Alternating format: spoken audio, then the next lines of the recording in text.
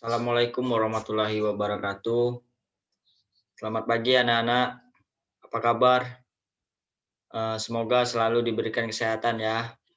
Sebelum memulai pembelajaran, anak-anak boleh absen di grup WhatsApp yang telah Bapak berikan. Baiklah anak-anak. Eh, jadi Bapak akan melanjutkan materi yang Bapak jelaskan pada minggu kemarin. Berhubung kita masih menghadapi pandemi COVID, jadi kita belum bisa mengikuti pembelajaran secara offline. Jadi Bapak akan menjelaskan melalui video ini. Semoga video ini memberikan kemudahan dan dipahami oleh anak-anak. Baiklah anak-anak ya, mari kita mulai. Tingkatan kita lanjutkan materi kemarin yaitu tingkatan organisasi kehidupan. Itu terdiri dari sel, jaringan, organ, dan sistem organ. Adapun individu, populasi, komunitas, bioma, dan biosfer. Adapun pengertian sel yaitu unit terkecil penyusun makhluk hidup. Sel mampu melakukan semua aktivitas kehidupan. Di dalam sel banyak terjadi aktivitas kimiawi. Adapun jenis-jenis sel yaitu yang pertama sel prokaryotik memiliki inti sel yang tidak membungkus membran, contohnya bakteri. Dinding sel kaku dan mirip jeli. Anak-anak bisa lihat pada gambar. Kemudian sel eukariotik memiliki inti sel yang dibungkus membran, contohnya sel hewan, plantae, tumbuhan, fungi, jamur, protista. Bisa gambarnya Bapak taruh di slide ya anak-anak. Adapun ukuran sel sangat kecil dan tidak bisa dilihat oleh mata telanjang. Untuk melihat dengan menggunakan alat yang bernama mikroskop. Ada juga yang berukuran besar, yaitu sel telur burung unta dan sel saraf jerapah. Bagian utama sel yaitu membran. Fungsinya yaitu untuk melindungi isi sel, mengatur keluar masuknya zat. Yang berikutnya yaitu sitoplasma. Bisa dilihat pada gambar ya anak-anak, berupa cairan di antara inti sel dan dinding sel. Fungsinya yaitu tempat terjadinya metabolisme sel dan terdapat organel sel. Inti sel yaitu pusat pengendali sel. Adapun dinding sel yaitu bagian terluar sel tumbuhan. Berikut perbedaan sel tumbuhan dan hewan anak-anak ya, bisa dilihat bedanya. Di sini ada pembedanya yaitu ukuran sel hewan lebih kecil sedangkan sel tumbuhan lebih besar. Lisosom ada dan sel tumbuhan tidak ada. Plastisida tidak ada di hewan dan ada berupa kloroflas. Dinding sel hewan tidak memiliki dinding sel sedangkan sel tumbuhan ada. Sentrosom dimiliki oleh sel hewan dan tidak dimiliki oleh sel tumbuhan. Bentuk tidak tetap dan sel tumbuhan tetap. Vakuola tidak ada atau ukurannya kecil, sedangkan di sel tumbuhan ada dan besar.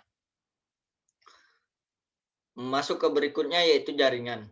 Jaringan merupakan sekumpulan sel yang memiliki struktur dan fungsi untuk melakukan fungsi kehidupan. Kumpulan berikutnya yaitu organ. Kumpulan beberapa macam jaringan untuk melaksanakan fungsi tertentu. Organ pada manusia yaitu hewan, dan tumbuhan.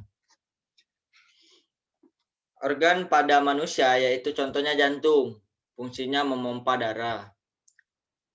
Mata untuk melihat, paru-paru untuk bernapas. Sedangkan pada tumbuhan yaitu terdiri dari akar, batang, dan daun.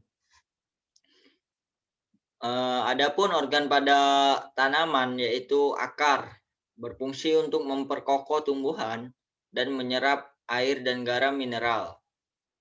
Yang kedua yaitu batang. Fungsinya yaitu mengangkut air dan garam mineral dari akar ke daun. mengangkut hasil fotosintesis ke seluruh bagian tumbuhan. Yang berikutnya yaitu daun. Bisa dilihat ya anak-anak, fungsi daun yaitu terjadinya tempat fotosintesis. Adapun sistem organ. Yang pertama yaitu sistem pencernaan atau digestif.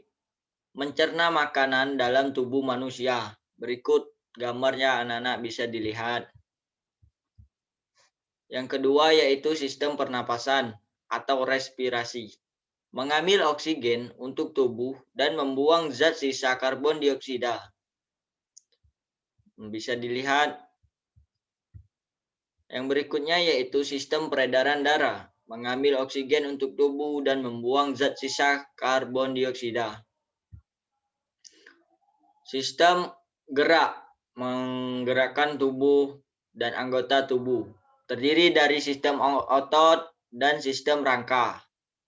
Ini sistem otot, ini sistem rangka ya anak-anak, bisa dilihat. Sistem saraf, pusat pengatur dan pengorganisian semua kegiatan pada tumbuhan. Ini bersistem saraf ya anak-anak. Berikutnya yaitu organisme. Organisme yaitu individu uniseluler memiliki satu sel dilihat dengan mikroskop, contohnya amuba dan bakteri. Organisme individu multiseluler memiliki banyak sel, contohnya manusia, hewan, tumbuhan. Memiliki jutaan dan tubuhnya sudah bisa dilihat tanpa mikroskop.